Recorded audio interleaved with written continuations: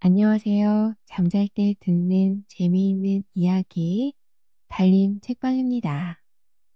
오늘은 7편의 이야기와 수면 음악으로 편안한 잠자리를 준비하였습니다. 첫 번째 이야기는 삼룡고개 이야기인데요. 이 이야기는 세상 모든 일을 바라보는 사람의 마음가짐에 달렸다는 것을 이야기해주고 있답니다. 영감님처럼 넘어졌다는 사실에만 집착하면 3년밖에 못 살지만 소년처럼 여유있게 생각하면 자기가 원하는 만큼 오래 살 수도 있는 것이랍니다. 똑같은 3년이라도 3년 밖이라고 생각하는 것과 3년 이나라고 생각하는 것에는 하늘과 땅만큼이나 큰 차이가 있답니다. 이 이야기에 나오는 영감님처럼 우리들도 종종 부정적인 생각으로 마음의 병을 앓고 있을 때가 많답니다. 부정적인 생각에 사로잡히는 것처럼 인생을 낭비하는 일이 또 있을까요? 우리에게 일어나는 일들은 내게 필요해서 일어난다고 해요. 우리는 힘든 일이 있을 때에 그 현상에 빠져서 힘들어하기보다는 이 일이 왜 내게 일어났을까 하고 생각해보며 조금 더 편안하게 여유있게 그 일을 지켜보는 것도 좋을 것 같아요. 가장 중요한 건 긍정적으로 생각하는 마음이겠죠. 오늘 밤 조급한 마음은 내려놓고 내 삶은 내가 마음먹은 대로 흘러간다는 것을 꼭 기억하며 편안히 잠들면 어떨까요? 오늘도 재미있는 이야기 들으며 편안한 밤 행복한 꿈 꾸며 잘 자요. 구독과 좋아요, 알람 설정은 저에게 큰 힘이 됩니다.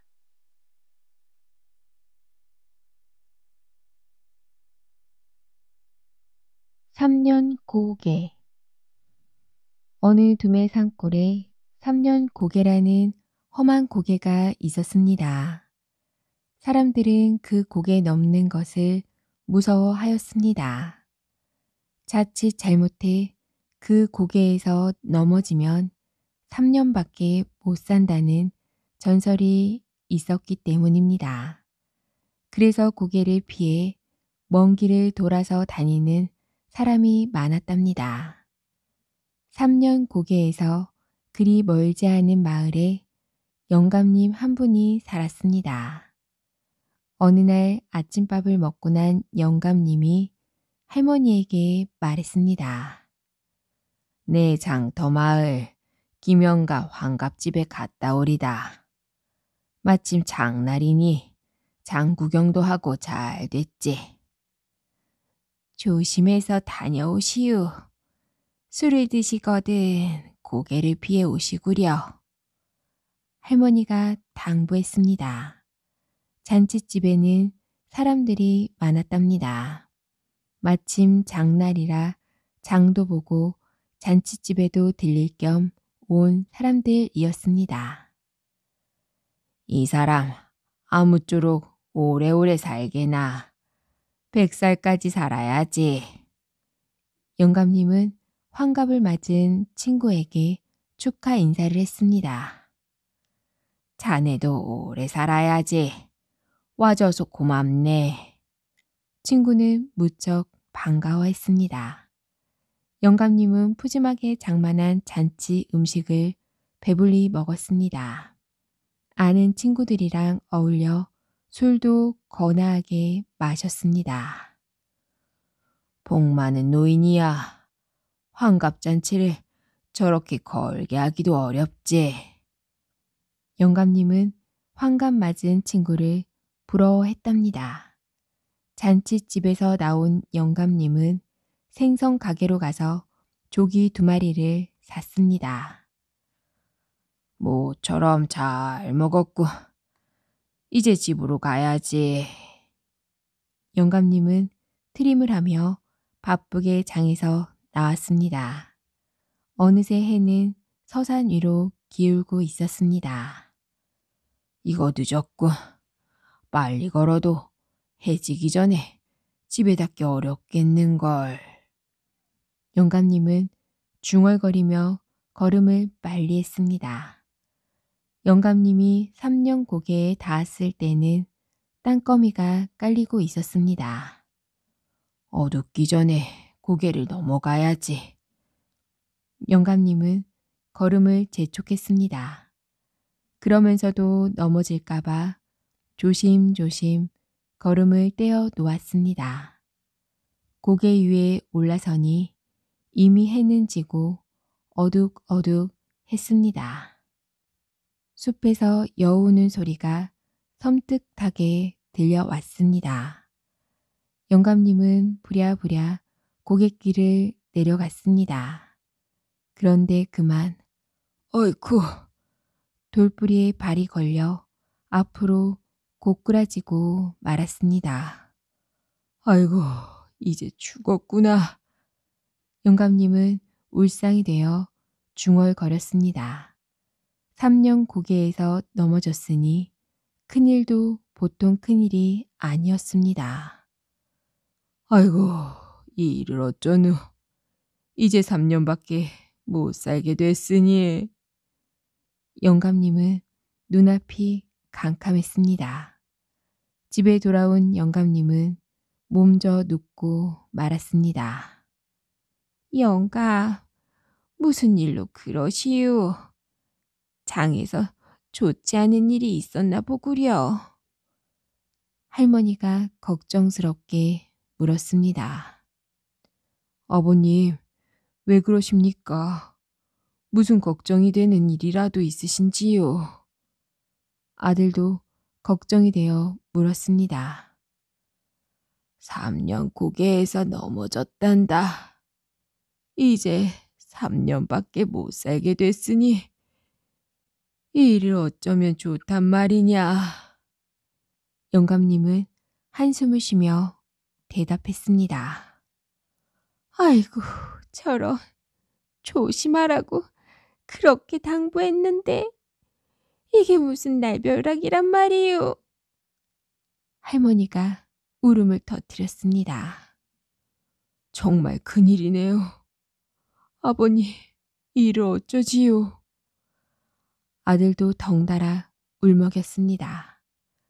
할머니도 아들도 3년 고개에서 넘어지면 3년밖에 못 산다는 전설을 철석같이 믿고 있었답니다. 그날부터 영감님은 시름시름 앓기 시작했습니다. 자나깨나 걱정에 쌓여 아무것도 먹을 수가 없었습니다. 이러다가는 3년도 못 살겠구려. 제발 기운 차리고 미음이라도 드시구려. 할머니가 아무리 권해도 소용이 없었답니다. 아들의 정성스런 간호도 아무 소용이 없었습니다.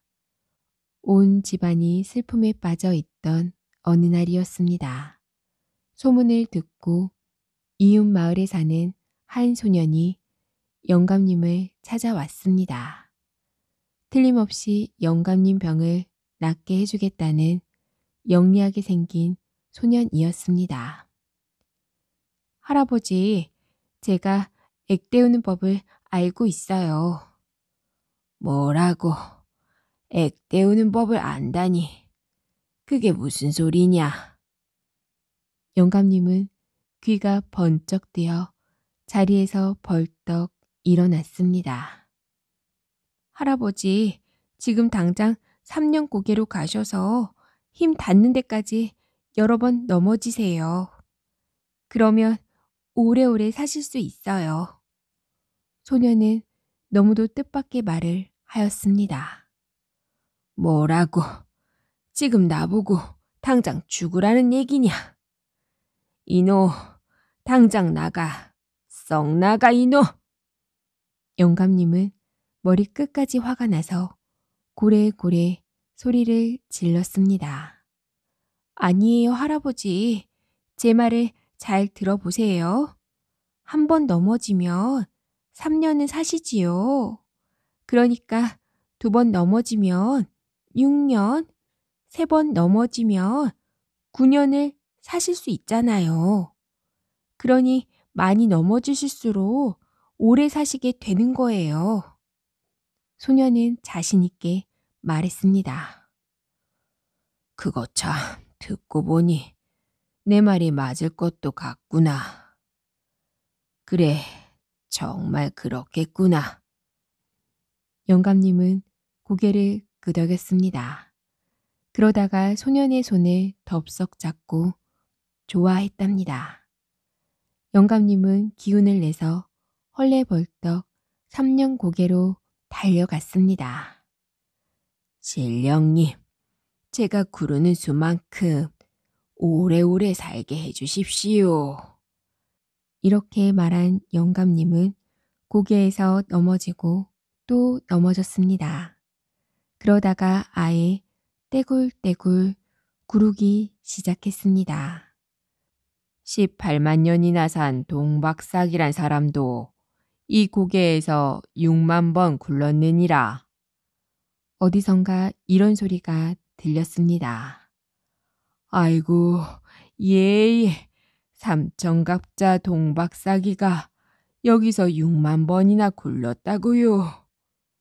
그렇고 말고, 그러니 너도 소원을 이룰 것이니라. 아이고, 감사합니다, 신령님.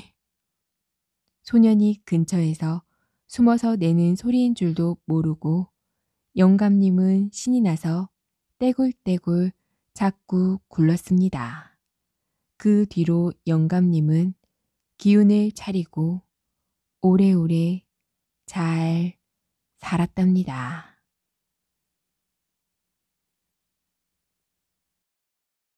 냄새 맡은 갑. 어느 고을에 부자와 가난한 농부가 살았습니다. 두 집은 서로 앞뒤로 맞대고 있었기에 집에서 나는 소리가 옆집까지 다 들릴 정도였습니다. 농부네는 가난했지만 항상 웃음소리가 끊이지 않았습니다. 김씨네는 어제도 굶은 것 같구려. 우린 아직 며칠 먹을 양식이 있으니 김씨네 양식 좀 갖다 줍시다. 한 번은 농부가 아내에게 말했습니다. 그러면 아내도 흔쾌히 그러자고 했습니다. 남을 돕고 도움을 받은 이들이 또 농부네를 도우며 사니 가난하지만 이웃끼리 항상 웃음이 끊이질 않았습니다. 반면 부자네는 늘 따지고 화를 내는 큰 소리로 시끌시끌 했답니다. 부자 영감은 그렇게 재물이 많은데도 아주 구두쇠였답니다. 돈밖에 모르는 사람이었습니다. 이게 내 것이라는 증거가 있느냐? 한 번은 부자네 마당으로 들어온 닭을 찾으러 온 이웃집 사내를 부자 영감이 화를 내며 쫓아낸 적이 있었습니다. 남의 집 닭이라도 자신의 집으로 들어온 것이면 다 자기 것이라 우겼습니다. 그런 일이 한두 번이 아니라 하루가 멀다 하고 벌어지니 자연히 부자네는 시끌시끌 할 수밖에 없었습니다. 어느 날이었습니다. 부자네에서 고기를 구워 먹었습니다. 그 냄새가 집 밖으로 퍼져 나갔습니다. 마침 집에 가려고 부자네를 지나가던 가난한 농부는 자신도 모르게 고기 굽는 냄새에 이끌려 부자네 담벼락에 기대 실컷 냄새를 맡고 있었습니다. 야, 냄새라도 실컷 맡으니 고기를 먹은 것 같구나. 고기 냄새를 맡고 사람들이 몰려와 고기를 달라고 할까봐 부자 영감이 대문 밖으로 나와 집 주변을 살폈습니다. 부자 영감은 이내 가난한 농부를 발견하고는 대뜸 멱살을 움켜쥐었습니다. 열량 주고 산 고기의 냄새를 내가 공짜로 맡아. 눈을 감고 침을 꼴깍꼴깍 넘기며 고기 냄새를 실컷 맡던 가난한 농부는 그 바람에 눈을 번쩍 뜨고 깜짝 놀랐습니다. 이거 노시오. 냄새도 값이 있단 말이오. 그래. 내가 나를 이길 수 있다고 생각하는 모양이지. 내일까지 고기 냄새 맡은 값으로 단량을 가져오지 않으면 아주 혼쭐이 날 줄 알아라. 가난한 농부에게 으름장을 놓고 나서야 부자 영감은 가난한 농부의 멱살을 놓아주었습니다. 아이고, 어쩌면 좋나. 집으로 돌아온 가난한 농부는 한숨을 쉬며 가족들에게 부자 영감과 있었던 일을 이야기했습니다. 내일까지 단량을 내놓지 않으면 이자까지 받겠다는구나. 얼마나 험악하게 으름장을 놓는지 돈을 가져다 주지 않으면 그 흉을 보게 생겼어. 아버지, 제게 단량 엽전을 빌려주시면 제가 부자 영감과의 일을 말끔하게 해결하겠습니다. 곰곰이 아버지의 이야기를 듣고 있던 10살짜리 아들이 말했습니다. 가난한 농부는 아들이 비록 10살밖에 되지 않았지만 총기가 남다른 아이임을 알면서도 근심이 말끔하게 가시지는 않았습니다. 자, 여기 있다. 잠시만 빌려온 돈이니 귀중하게 쓰고 가지고 와야 한다. 이튿날 농부의 아들은 부자 영감을 찾아갔습니다. 어르신, 어제 저희 아버지께서 고기 냄새 맡은 값 단량을 가지고 왔습니다. 가난한 농부의 아들은 대청 마루에 앉아있는 부자 영감을 향해 엽전이 든 주머니를 흔들어 짤랑짤랑 소리를 냈습니다. 그럼 가보겠습니다. 아니, 돈을 가지고 왔다며 도로 가져가는 경우는 뭐냐? 가난한 농부의 아들은 장난기 어린 표정을 지었습니다. 아니, 고기도 냄새만 맡았으니 돈도 단량 소리만 들리게 해드리면 되지 않나요? 당돌하지만 이치에 딱 맞는 10살 소년의 말에 부자 영감은 얼굴이 붉어져 찍소리도 하지 못했답니다.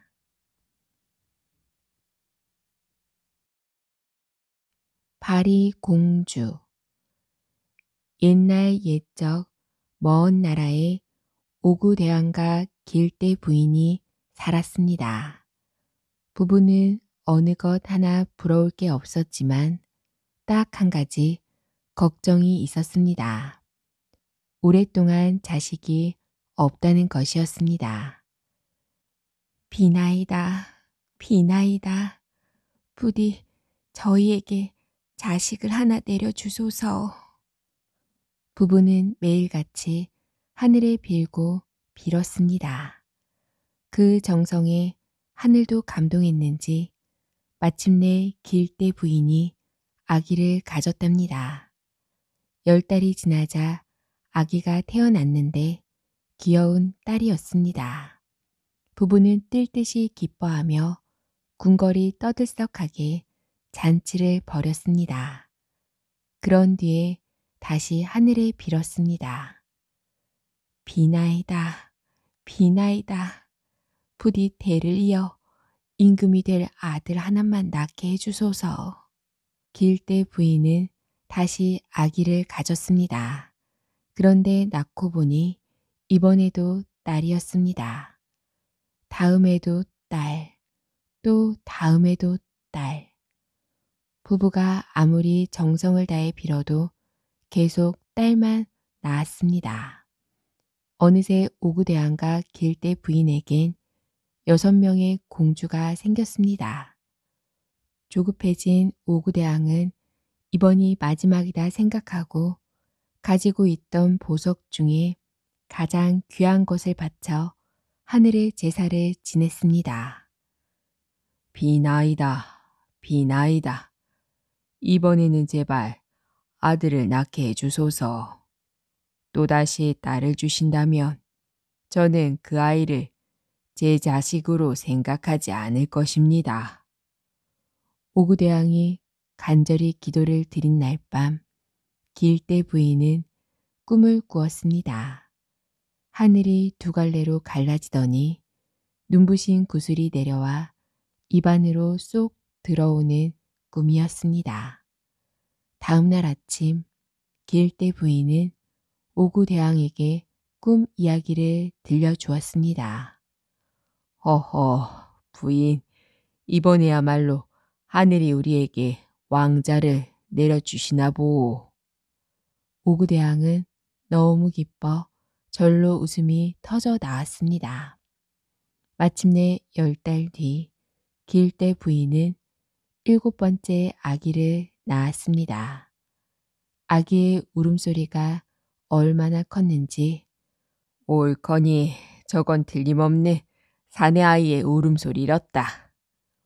오구대왕은 한달음에 달려가 아기가 있는 방문을 왈칵 열어 젖혔습니다.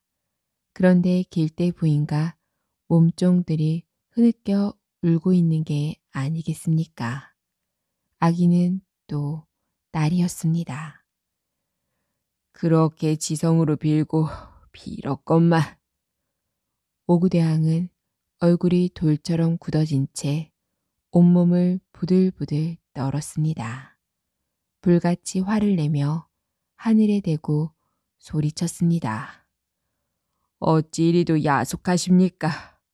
좋아요. 내 이미 말한 대로 이번에 낳은 아이는 제 자식이 아닙니다. 오구대왕은 신하들에게 명령했습니다. 여봐라, 이 아기는 나와는 원수다. 어서 마구간에 내다 버려라. 신하들은 쩔쩔매며 갓 태어난 아기를 마구간으로 데려가 눕혔습니다. 그런데 참 이상한 일도 다 있었습니다. 사납게 날뛰던 말들이 갑자기 온순해지더니 아기를 가운데 두고 둥글게 모여 섰습니다. 신하들은 이 이야기를 오구대왕에게 고했습니다. 하늘이 나를 놀리려 드는구나. 어디 두고 보자.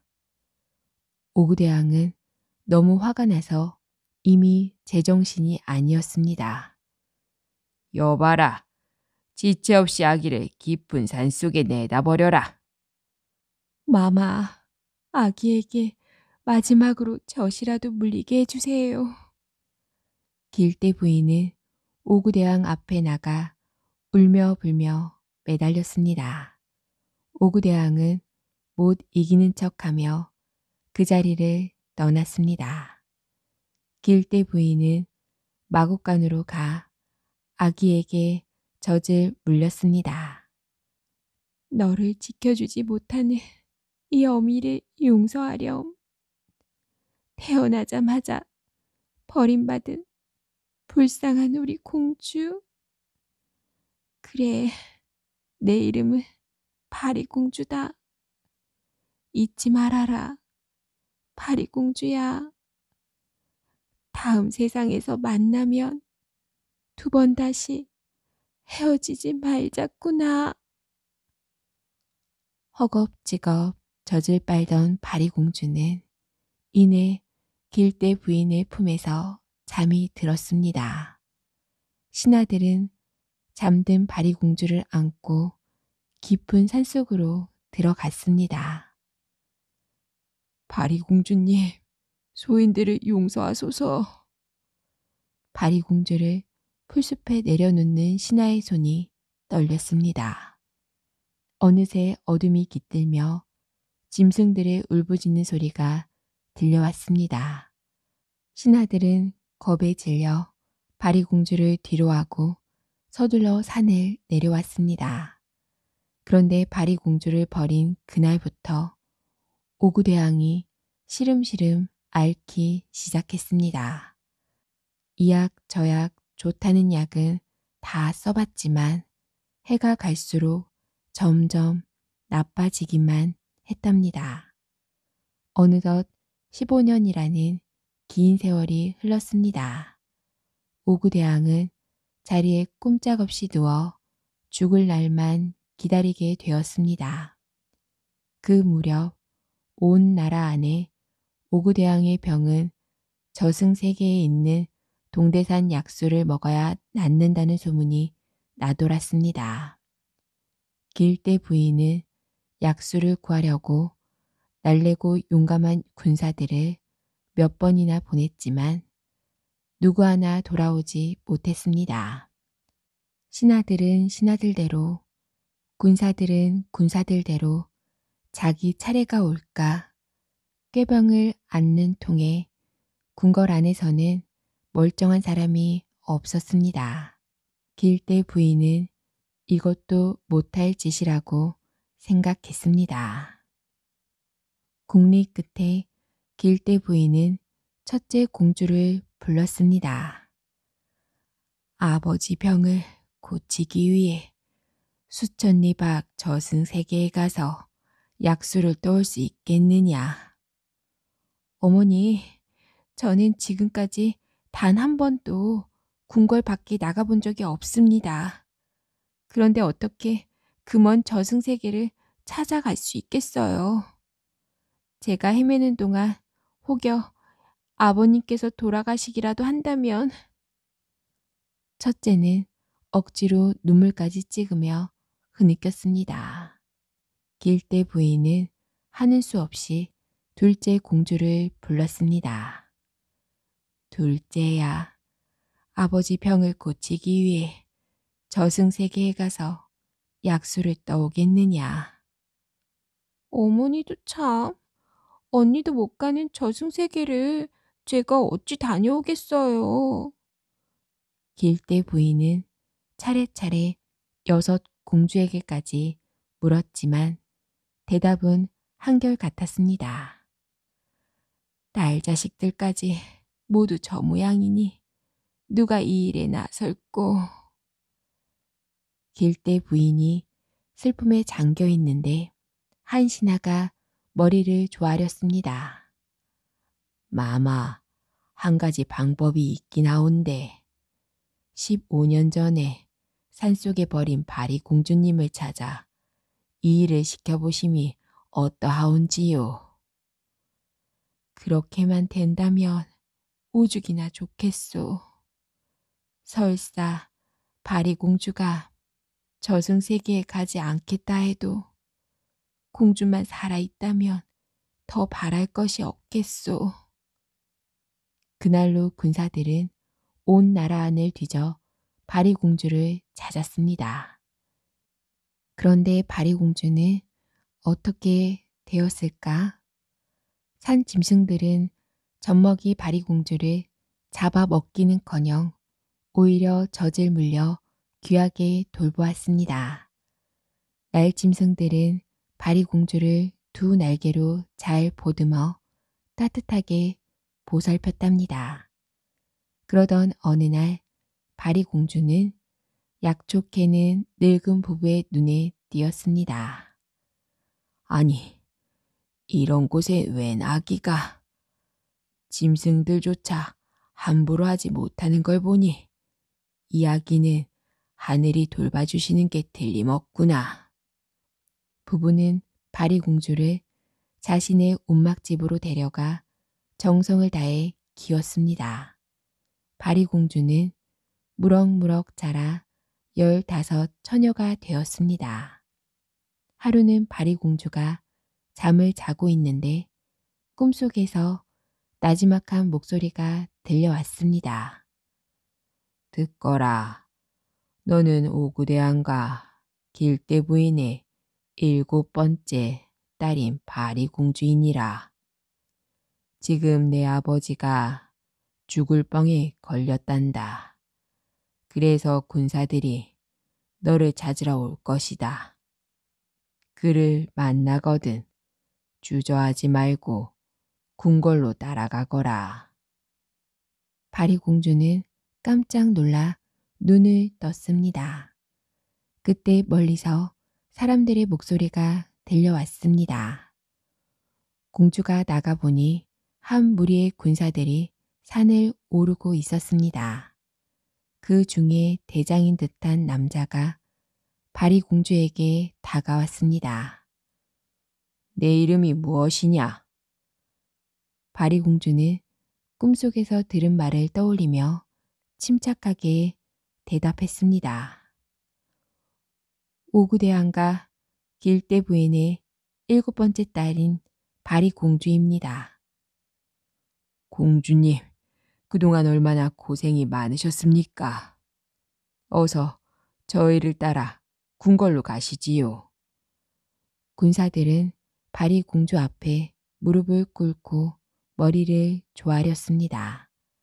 바리공주는 자신을 길러준 늙은 부부에게 큰 절을 올리고 군사들을 따라 나섰습니다. 궁궐로 돌아온 바리공주는 어머니를 얼싸안고 눈물을 흘렸습니다. 내가 살아있었구나. 살아있었어. 오구대왕도 병든 몸을 일으켜 공주의 손을 꾹 잡았습니다. 바리공주야, 이 못난 아비를 용서해 주겠니? 너를 버린 죄로 이렇게 병에 걸려 죽어가고 있구나. 아버지, 궁궐로 오는 길에 군사들에게 이야기 들었습니다. 자식으로 태어나 부모님 은혜를 모른다면 그 어찌 사람이라 하겠습니까? 제가 저승세계에 가서 동대산 약수를 구해오겠으니 너무 걱정 마세요. 다음 날 아침 바리공주는 궁궐을 나섰습니다. 몇 날 며칠 깊은 산길을 헤매는데 빨랫감을 산더미처럼 쌓아놓고 빨래하는 할머니를 만났습니다. 할머니, 저승세계에 가려면 어디로 가야 하나요? 할머니는 바리공주의 말은 들은 척도 않고 빨래만 했습니다. 바리공주는 옷소매를 걷어 올리고 검은 빨래를 모두 하얗게 빨아 놓았습니다. 그제야 할머니는 말없이 건너편 산을 가리키고는 어디론가 사라졌습니다.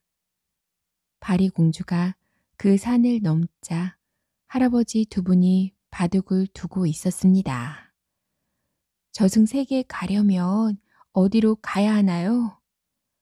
할아버지들도 역시 말없이 바둑만 두었습니다. 바리공주는 그 옆에 앉아 하염없이 기다렸습니다. 그렇게 여러 날이 지나자 할아버지 한 분이 중얼거렸습니다. 사람이 어떻게 여기에 들어왔는지 몰라도 저승세계까지는 아주 멀고 험한 길이란다. 지금이라도 생각을 바꿔 그만 돌아가거라. 아버지가 몹쓸 병에 걸리셨습니다. 저는 꼭 저승세계에 가서 동대산 약수를 구해와 아버지를 살려야 해요. 제발 도와주세요. 허허, 내 정성이 참으로 갸륵하구나. 자, 이 꽃을 받아라. 저기 저 산을 넘어가면 되는데 가는 길에 여러 어려움이 닥칠 게다. 그럴 때마다 이 꽃을 하나씩 던져보거라. 할아버지는 바리공주에게 꽃 3송이를 건네주었습니다.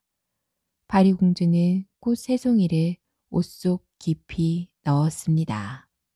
걸음을 재촉해 할아버지가 알려준 산을 올랐습니다. 첫 번째 고개를 넘는데 집채만한 호랑이가 길을 막아섰습니다. 어우, 마침 배가 고프던 참이었는데 제 발로 걸어오다니. 어서 잡아먹고 늘어지게 한숨 자야겠다. 바리공주는 얼른 가슴에 손을 넣어 꽃 한 송이를 꺼냈습니다. 황금빛이 찬란한 꽃이었습니다. 그 꽃을 던지자 호랑이는 금세 작은 고양이로 변해 바리공주의 품에 안겼습니다. 바리공주는 고양이를 안고 두 번째 고개를 넘었습니다. 그런데 갑자기 주위가 어두워지고 냇물이 꽁꽁 얼어붙더니 귀신들이 나타났습니다. 바리공주는 깜짝 놀라 급히 꽃 한 송이를 꺼냈습니다. 눈부신 은빛꽃은 언 냇물을 단번에 녹이고 귀신들의 눈까지 멀게 했습니다. 바리공주는 다시 세 번째 고개로 향했습니다. 고개를 막 넘었을 때였습니다. 커다란 구렁이 한 마리가 바리공주를 보고 혀를 날름거렸습니다. 바리공주는 마지막 남은 꽃 한 송이를 꺼냈습니다. 무지개 빛이 고운 꽃이었습니다. 바리공주가 꽃을 던지려는데 가슴에 안겨있던 고양이가 휙 달려들어 그 꽃을 한 입에 꿀꺽 삼켜버렸습니다. 그리고 구렁이의 쩍 벌린 입속으로 뛰어들었습니다. 고양이를 삼킨 구렁이는 땅바닥을 나뒹굴더니 하얀 연기가 되어 사라졌습니다. 바리공주는 놀란 가슴을 쓸어내리며 서둘러 길을 떠났습니다. 한참을 걸어가니 눈앞에 높디 높은 산이 나타났습니다. 저 산이 그렇게도 찾던 동대산이구나. 바리공주는 젖먹던 힘까지 다해 산을 올라갔습니다. 산 중턱쯤 오르니 드디어 약수터가 나왔습니다. 약수터 앞에 잘생긴 총각이 서 있다가 바리공주에게 공손히 절을 했습니다. 바리공주님, 오시느라 고생 많으셨습니다. 저는 여기서 오랫동안 공주님을 기다려온 동수자라고 합니다. 원래 하늘에서 옥황상제님을 모시던 사람이었는데 부끄럽게도 죄를 지어 이 약수터를 지키게 되었습니다. 어서 약수를 받으시지요. 제가 공주님의 손과 발이 되어 소원을 이루시도록 도와드리겠습니다. 바리공주는 동수자가 시키는 대로 호리병에 약수를 한 방울씩 담기 시작했습니다. 한나절이 꼬박 걸려서야 호리병이 다 찼습니다. 그러자 동수자는 바리공주를 드넓은 꽃밭으로 데려갔습니다. 꽃밭에는 셀 수 없이 많은 꽃들이 흐드러지게 피어 있었습니다. 바리공주님, 마음 닿는 대로 꽃 세 송이만 꺾으세요. 나중에 중요하게 쓸 것입니다. 바리공주는 노란 꽃, 빨간 꽃, 파란 꽃을 한 송이씩 정성스레 꺾었습니다. 그리고 동수자의 도움으로 무사히 궁궐로 돌아왔습니다. 그런데 궁궐 앞에 수많은 백성들이 엎드려 꺼이꺼이 울고 있었습니다. 웬일인가 싶어 서둘러 궁궐로 들어서는데 상여가 나가는 게 아니겠습니까? 아버지 오구대왕이 공주를 기다리다가 그만 세상을 떠난 것이랍니다. 바리공주는 상여로 달려가 싸늘하게 식은 아버지의 시신을 부여안고 울음을 터뜨렸습니다. 아버지, 이 불효자식이 이제와 돌아왔습니다. 눈 좀 떠보세요. 아버지. 그때 동수자가 조용히 다가와 알려주었습니다. 바리공주님, 공주님께서 꺾어오신 노란 살사리꽃을 대왕님께 문질러 보세요. 동수자가 일러준 대로 바리공주가 시신에 살사리꽃을 문지르자 비쩍 말라붙어 있던 오구대왕의 몸이 조금씩 부풀어 올랐습니다. 이번에는 빨간 피사리꽃을 문질러 보세요. 피사리꽃을 시신에 문지르니 온몸에 붉은 빛이 감돌기 시작했습니다. 잘하셨습니다. 이제 파란 솜사리꽃을 대왕님의 코에 대고 문질러 보세요. 바리공주는 솜사리꽃을 오구대왕의 코에 대고 문질렀습니다. 신기하게도 죽은 오구대왕이 재채기를 하더니 숨을 쉬었답니다. 마지막으로 동대산 약수를 입안에 방울방울 흘려넣자 마침내 오구대왕이 두 눈을 번쩍 떴습니다. 그 모습을 지켜보던 백성들이 기뻐 소리쳤습니다. 만세, 만세, 오구대왕님 만세! 다시 살아난 오구대왕은 바리공주를 안고 눈물을 흘렸습니다. 이 아비는 널 버렸는데 너는 날 살렸구나. 그 뒤 바리공주는 동수자와 결혼하여 아들, 딸 많이 낳고 부모님과 6 언니와 함께 오래오래 행복하게 잘 살았답니다. 하늘나라 복숭아를 얻은 아이. 어느 마을에 나이 많은 아버지와 어린 아들이 살고 있었습니다. 아버지는 늦게 얻은 아들을 세상에 둘도 없이 귀하게 여겼답니다. 밤마다 어린 아들을 품에 안고 노래도 불러주었습니다. 정답게 살던 아버지와 아들을 시샘이라도 한 듯 아버지는 그만 병이 들어 자리에 눕고 말았습니다. 아들은 아버지의 병을 고쳐보려고 무척 애를 썼습니다. 용하다는 의원을 찾아다니며 약도 지어보고 병을 낫게 한다는 약초를 찾아 깊고 험한 산속을 겁도 없이 돌아다니기도 했답니다. 그러나 아버지의 병은 점점 더해만 갔답니다. 아버지의 병을 고칠 수만 있다면 무슨 일이든 할 수 있어. 아들은 아버지의 병이 낫지 않는 것은 자신의 효성이 부족한 탓이라고 생각했습니다. 아들은 날마다 뒷산 폭포물에 목욕을 하고 바위에 꿇어앉아 두 손 모아 빌었습니다. 하느님, 우리 아버지 병을 낫게 해주세요. 아들이 기도를 시작한 지 1일째 되던 날이었습니다. 폭포 위에서 눈부시게 아름다운 날개옷이 하늘 날아 내렸습니다. 주워보니 생전 처음 보는 옷이었습니다. 보드락기가 병아리 솜털 같고 가볍기가 새털 같은 옷에서는 꽃냄새보다 더 그윽한 향기까지 났답니다. 누구의 옷일까? 이 세상 사람 옷 같지 않아. 아들은 아름다운 날개옷을 들고 벼랑을 기어올라 폭포 위쪽으로 가 보았습니다. 물속에서 벌거벗은 젊은 여자가 안절부절 못하고 있었습니다. 얼핏 보기에도 예사 사람 같지 않았답니다. 아들은 날개옷을 나뭇가지에 걸쳐놓고 돌아서서 말했습니다.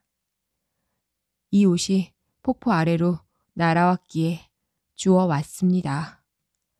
젊은 여자는 그 옷을 받아 입고 말하였습니다.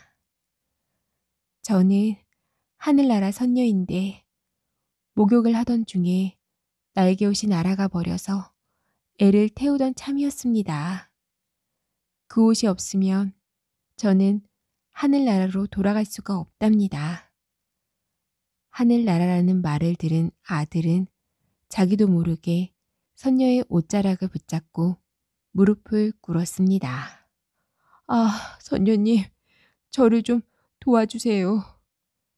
선녀님이 다정한 눈빛으로 내려다 보았습니다. 꿈을 꾸는 듯 정신이 아득해진 아들은 선녀님의 아름다운 얼굴을 바라보았습니다. 어서 말해보세요. 하늘나라로 가고 싶다면 함께 갈 수도 있답니다. 산새의 노랫소리보다 더 나긋나긋한 목소리로 선녀님이 말했습니다. 아들은 고개를 저었습니다.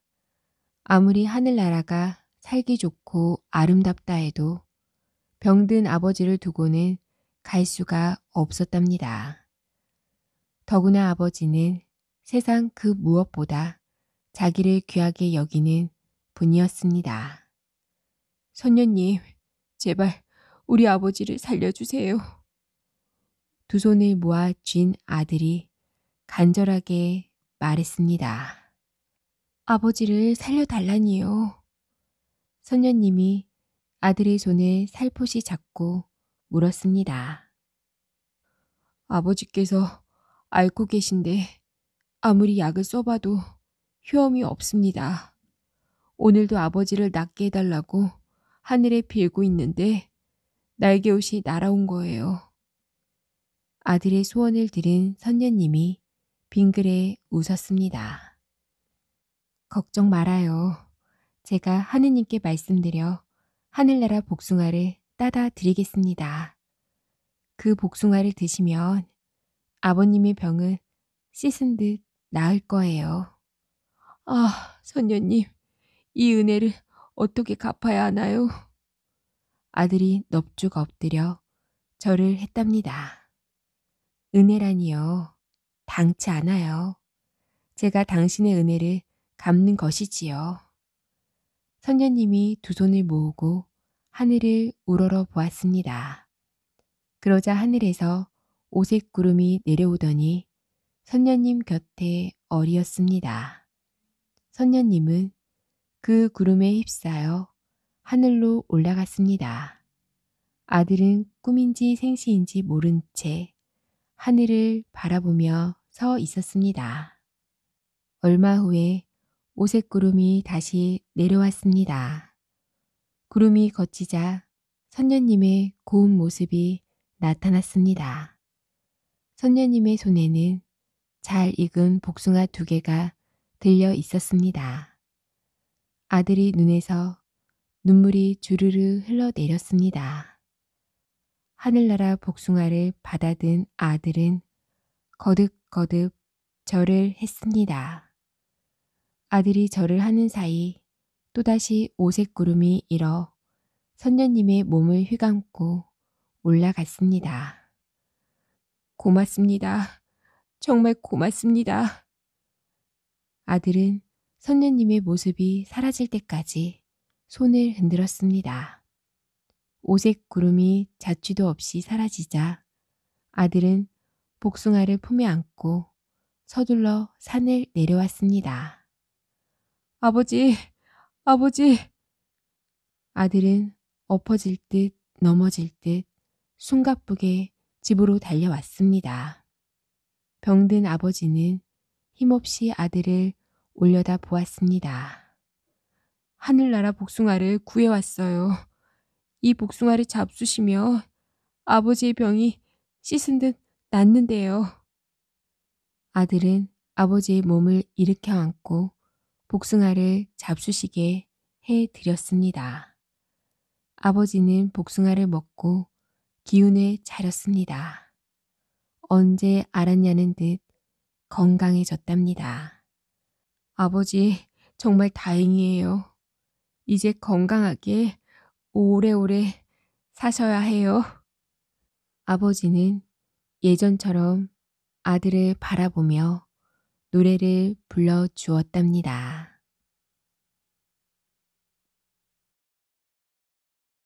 진정한 효자와 불효자. 옛날에 한 효자가 병든 어머니를 모시고 살았습니다. 어느 날 임금님이 효자의 마을을 지나가게 되었답니다. 오랫동안 병으로 누워있던 효자의 어머니가 그 소문을 듣게 되었습니다. 얘야, 내 죽기 전에 임금님을 꼭 한번 뵙고 싶구나. 어머니, 걱정 마세요. 제가 모셔다 드릴게요. 효자는 곧 어머니를 업고 집을 나섰습니다. 임금님이 지나가기로 한 길은 사람들로 몹시 붐볐답니다. 모두들 임금님을 보려고 나온 것이었습니다. 백성들은 모두 땅에 엎드린 채 임금님을 기다렸습니다. 드디어 임금님이 나타났습니다.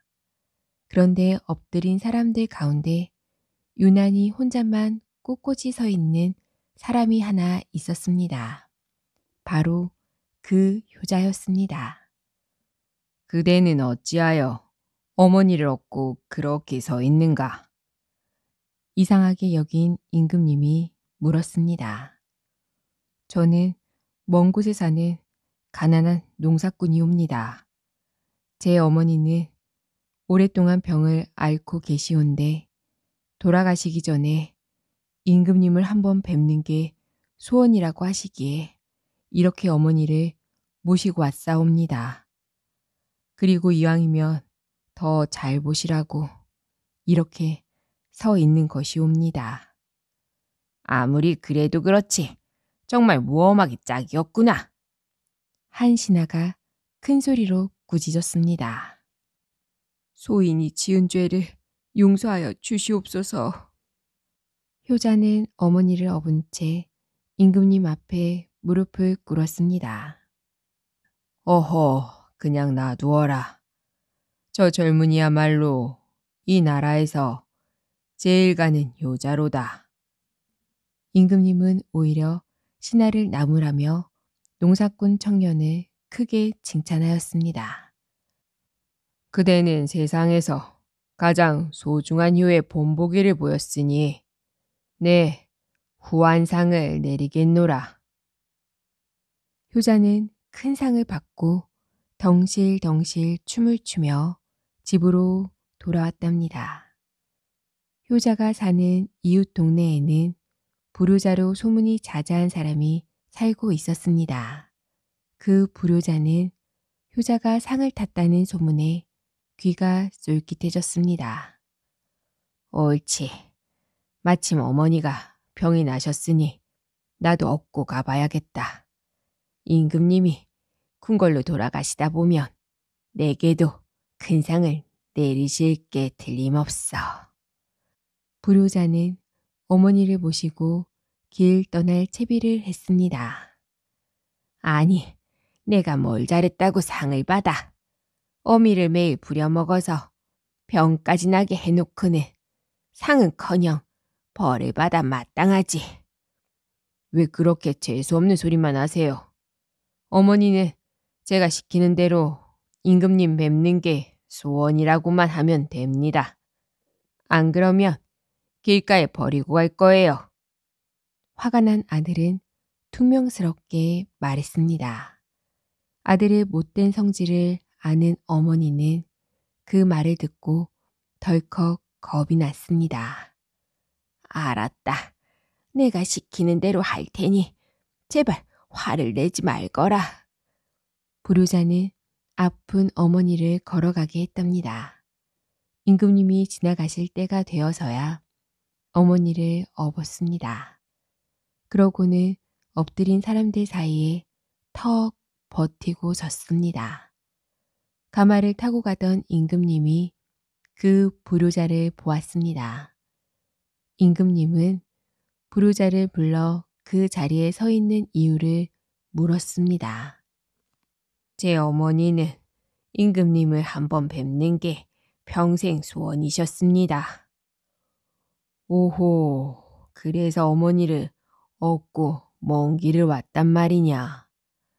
기특한지고 내 너에게 큰 상을 내리겠노라. 불효자는 자기 계획대로 일이 되어 가자 몹시 기뻤습니다. 하지만 어머니는 아들의 못된 행동이 탄로 날까봐 계속 가슴을 졸이고 있었답니다. 그때 엎드려 있던 어떤 사람이 벌떡 일어나 말했습니다. 임금님, 저자는 천하의 몹쓸 불효자요. 불량배우입니다. 온 동리에 저자에게 매를 맞지 않는 사람이 없을 정도이옵니다. 저런 자가 상을 받는다면 곳곳에서 임금님을 속이는 자가 나올 것이니 큰 벌로 다스리셔야 할 줄 아옵니다. 그러자 사람들이 여기저기에서 일어나 맞장구를 쳤답니다. 그렇사옵니다. 먼저 번에 상을 내리신 사람은 효자임이 분명하오나 저자는 못된 불효자요니 엄한 벌을 내리셔야 마땅하옵니다. 불효자는 겁에 질려 벌벌 떨었습니다. 괜한 짓을 했다고 후회해도 아무 소용이 없었습니다. 그때 불효자의 어머니가 임금님 앞에 엎드렸습니다. 임금님, 제 자식이 불효자인 것을 제가 어찌 모르겠습니까? 하오나 자식이 잘못된 행동을 한 것은 어미가 잘못 가르친 탓이오니 대신 저를 벌해 주시옵소서. 그 모습을 지켜보던 불효자의 눈에는 어느덧 눈물이 흘러내렸습니다. 아니옵니다, 임금님. 저는 여러 사람을 괴롭히던 못된 놈이옵니다. 또한 어머니를 평생 고생시킨 불효자이옵니다. 게다가 상에 눈이 어두워 임금님까지 속이려 했으니 100번 죽어 마땅하옵니다. 제게 벌을 내려 주시옵소서. 불효자는 눈물을 흘리며 진심으로 뉘우쳤습니다.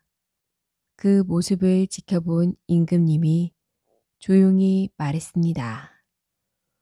내 소원이 그러하다면 벌을 내려주마. 이 길로 곧장 어머니를 얻고 집으로 가거라. 단, 내가 내린 상금 보따리를 가지고 가야 한다. 지난날의 불효자도 뉘우치면 효자가 될 수 있으니 집으로 돌아가 그동안 못했던 효도를 다 하도록 하여라. 그게 바로 벌이니라. 임금님의 말씀에 불효자 어머니는 감격의 눈물을 흘렸습니다. 그 후 효자가 된 불효자는 어머니를 정성껏 모시며 행복하게 살았답니다. 밥 안 먹는 색시. 아주 옛날에 한 남자가 색시를 얻었는데 입이 함지박만한 여자였습니다. 입이 큰 색시는 밥을 참 잘 먹었습니다. 큰 입을 쩍 벌려 순식간에 밥 한 그릇을 뚝딱 먹었습니다. 남자는 날마다 걱정을 했습니다. 저렇게 먹다간 내 쌀이 다 없어지겠는걸. 안 되겠어. 얼마나 많이 먹나 어디 한번 보자. 입이 큰 색시는 털퍼덕 주저앉아 밥을 먹기 시작했습니다. 큰 입을 쩍 벌려 한 그릇 뚝딱, 두 그릇, 세 그릇, 네 그릇. 어느새 밥그릇이 텅텅 비었습니다. 남자가 투덜거렸습니다. 돼지처럼 먹어치우네. 색시는 빈 그릇을 챙겨 집으로 돌아갔습니다. 아이고, 저 여자 때문에 내 쌀 다 없어진다. 없어져. 남자는 색시가 사라진 쪽을 쏘아보며 중얼거렸습니다. 그런데 조금 있으니 집 쪽에서 연기가 무럭무럭 났습니다. 남자는 벌떡 일어나 집으로 달려갔습니다. 보니까 입이 큰 색시가 콩을 볶아 먹고 있었습니다. 남자는 화가 머리 꼭대기까지 나서 먹을 게 없으면 나까지 잡아먹겠네 하며 손가락으로 색시 배를 찔렀습니다. 그러자 그만 색시는 배가 터져 죽고 말았습니다. 욕심 많은 남자가 다시 색시를 얻었는데 색시 입이 개미 구멍만 했습니다. 색시는 접시에 밥알 3알을 담고 하나씩 개미 구멍만한 입속에 집어넣어 쫄쫄 빨아 먹었습니다. 다 먹고는 아우 배부르네 배불러 하고 말했습니다. 남자는 좋아서 입이 해 벌리고 웃었습니다. 얼마 안 가 곶간이 가득 차겠지. 남자는 날마다 곶간 문을 열고 쌀가마들을 보았습니다. 한가득 차려면 아직 멀었네. 남자가 색시한테 말했습니다. 밥을 더 적게 먹는 게 어때? 색시는 밥알 2알을 쫄쫄 빨아먹고는 견딜만 하네. 그럭저럭 하고 말했습니다. 남자는 곶간을 열어보고 한가득 차려면 아직 멀었군. 다시 색시한테 가서 말했습니다. 밥을 더 적게 먹지 그래? 입이 개미 구멍만한 색시는 밥알 1알을 오랫동안 쫄쫄 빨아먹고 모자라네 모자라 하고 말했습니다. 그런데 욕심 많은 남자가 곶간을 보더니 쌀이 얼마 없었습니다. 남자는 놀라서 펄쩍 뛰었습니다. 이럴 수가 누가 내 쌀을 가져갔어. 내일은 몰래 지켜야겠어. 다음날 남자는 색시한테 나무하러 간다고 말하고는 집안이 잘 내려다 보이는 언덕으로 올라갔습니다. 보니까 색시는 마당을 쓸고 물을 길어 왔습니다. 남자가 눈을 부릅뜨고 지켜보는데 색시가 곶간으로 성큼성큼 걸어가더니 문을 활짝 열어 젖혔습니다. 남자는 눈이 둥그레졌습니다. 저 여자가 내 쌀을 어쩌려는 거야? 남자는 쏜살같이 달려가 집안을 엿보았습니다. 입이 개미 구멍만한 색시가 쌀가마니를 번쩍 들고 나와서 커다란 가마솥에 쌀을 쫙 쏟아붓고 싹싹 씻더니 아궁이에 불을 활활 지폈습니다. 밥이 다 되자 색시는 곶간 문을 훌떡 벗겨 마당에 척 깔아놓고 밥을 뚫뚫 뭉치기 시작했습니다. 뚫뚫뚫 주먹밥을 뭉쳐서 문짝 위에 쭉 늘어놓고는 참 맛있겠다. 개미 구멍만한 입이 입맛을 짭짭 다셨습니다. 그 다음에는 색시가 머리를 툭툭 쳐서 머리카락을 뒤로 훌렁 넘겼습니다. 머리 꼭대기에 커다란 입이 쓱 나타났습니다. 색시가 주먹밥을 머리 위로 풍덩풍덩 던져 넣었습니다. 커다란 입이 풍덩풍덩 다 먹어버렸습니다. 개미 구멍만한 입이 말했습니다. 맛있다. 맛있어. 욕심 많은 남자는 그 모습을 보고 곶간도 버리고 색시도 버리고 다리야 날 살려라. 멀리 멀리 도망을 갔답니다.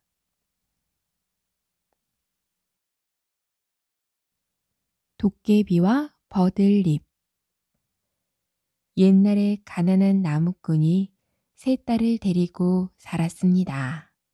세 딸은 마음씨 곱고 부지런했답니다. 그리고 날이 갈수록 더 아름다워졌습니다. 세 딸이 결혼할 나이가 되었지만 나무꾼은 예쁜 옷감도 맛있는 잔치 음식도 마련할 수가 없었습니다. 나무꾼은 하루하루 걱정이 늘어갔답니다. 어느 날 나무꾼이 나무를 하다가 아! 하고 한숨을 쉬었습니다. 갑자기 하늘이 깜깜해지면서 도깨비가 나타났습니다. 나를 부른 놈이 누구냐? 나무꾼이 벌벌 떨며 말했습니다. 아닙니다. 난 아니에요. 도깨비가 나무꾼의 목덜미를 잡아 올렸습니다. 내가 방금 아 하고 부르지 않았느냐? 내 이름을 불렀으니 값을 치러야지. 나를 데려오너라.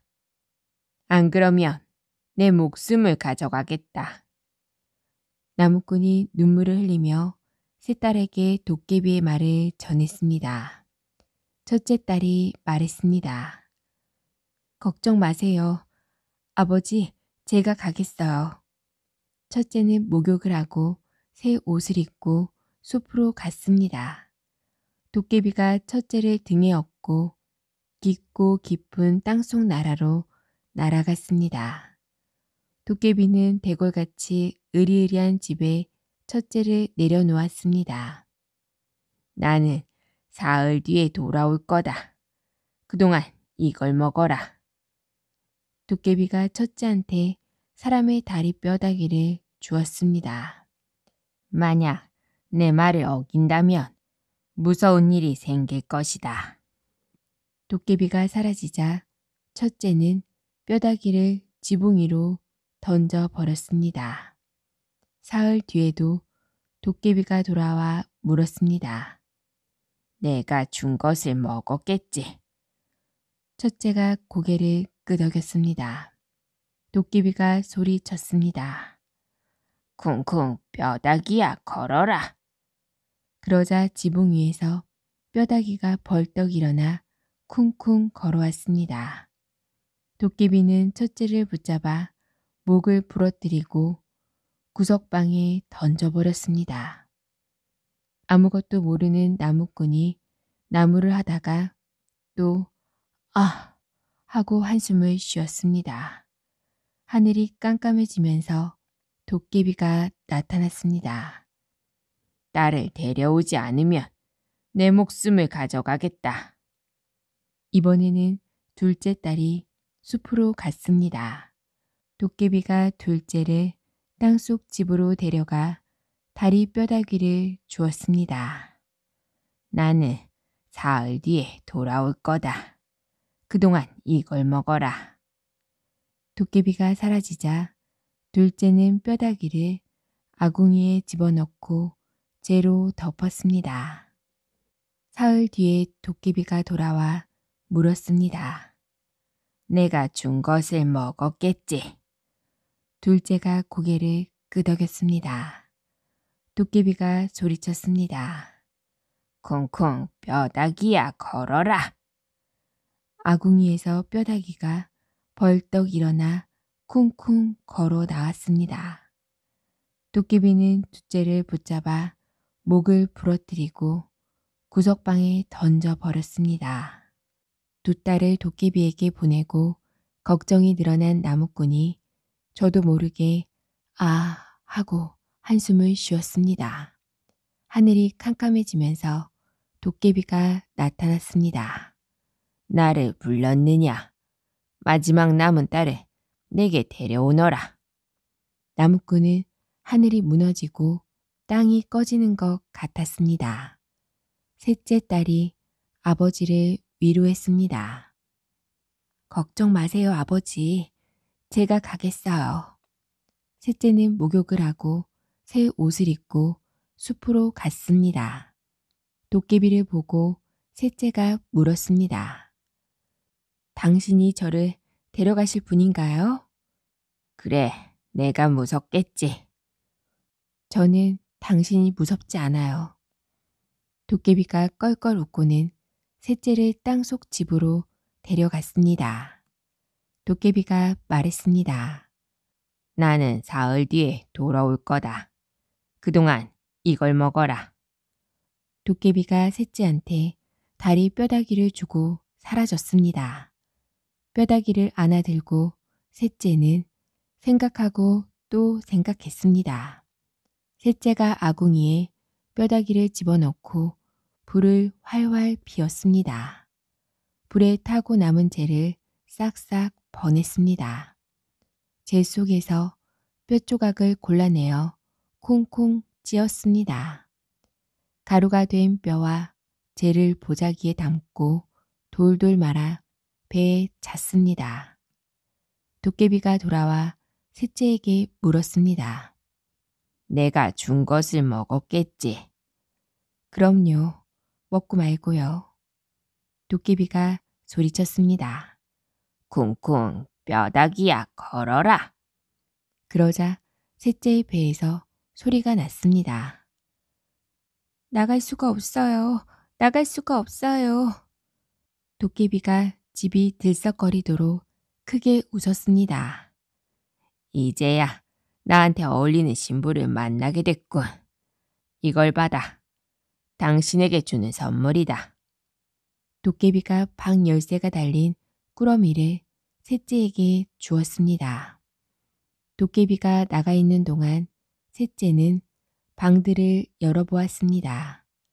방마다 진귀한 물건과 값비싼 보석과 아름다운 옷들이 가득해서 하루 종일 구경해도 지루하지 않았습니다. 하지만 구석방을 열었을 때 셋째는 너무 놀라 주저앉고 말았습니다. 나란히 누워있는 건 언니들이 틀림없었습니다. 그날 밤 셋째는 도깨비를 무릎에 누이고 이를 잡아주며 물었습니다. 어떤 사람이 목이 부러져 죽으면 다시 살아날 수 없나요? 없긴 왜 없어. 도깨비가 셋째에게 무략이 든 병을 건네주었습니다. 이걸 발라주면 감쪽같이 살아나지. 당신은 정말 모르는 게 없네요. 만약 당신이 목이 부러져 죽으면 제가 살려줄게요. 도깨비가 웃음을 터뜨렸습니다. 이봐, 이 세상 어떤 것도 나를 죽일 수는 없어. 딱 하나만 빼고. 도깨비가 갑자기 몸을 떨었습니다. 망할 놈의 버들잎. 그 놈의 이파리가 몸에 닿기만 해도 나는 영원히 사라지고 만다고. 말도 안 돼. 셋째가 도깨비를 달랬습니다. 겁내지 마세요. 내일 당신이 여행을 떠나면 집안을 샅샅이 뒤질게요. 버들잎이 있으면 깨끗이 없애버리겠어요. 다음 날 도깨비가 떠나자 셋째는 무략병을 들고 구석 방으로 달려갔습니다. 무략을 바르는 순간 부러진 언니들 목이 척척 달라붙었습니다. 언니들이 잠에서 깨어나듯이 눈을 떴습니다. 세 딸은 서로 얼싸안고 기뻐했습니다. 셋째가 말했습니다. 도깨비가 오기 전에 어서 집으로 돌아가요. 세 딸은 걷고 또 걸어서 집으로 돌아왔습니다. 나무꾼이 세 딸을 보고 기뻐서 눈물을 흘렸습니다. 셋째는 아버지와 언니들과 함께 개울가로 가서 버들잎을 따왔습니다. 그리고 지붕 꼭대기에서 울타리까지 버들잎으로 단단히 덮어 씌웠습니다. 세 딸이 사라진 것을 알고 도깨비가 곧장 나무꾼의 집으로 날아왔습니다. 하지만 버들잎을 보더니 꼼짝도 하지 못했습니다. 그때 셋째가 아버지와 언니들과 함께 버들잎을 담은 자루를 집어 던졌습니다. 버들잎이 몸에 닿자 온데간데 없이 도깨비가 사라졌습니다. 셋째가 배에 차고 있던 뼈가루와 재도 함께 사라졌습니다. 아름다운 세 딸은 아무 걱정 없이 아버지를 모시고 열심히 일했습니다. 얼마 뒤 세 딸은 새 총각을 만나 같은 날 같은 시각에 결혼을 했답니다. 그리고 1년 뒤 같은 날 같은 시각에 아기를 낳았는데 모두 어머니를 꼭 닮은 딸이었습니다. 세 부부는 세 딸을 사랑하고 아끼며 행복하게 살았습니다.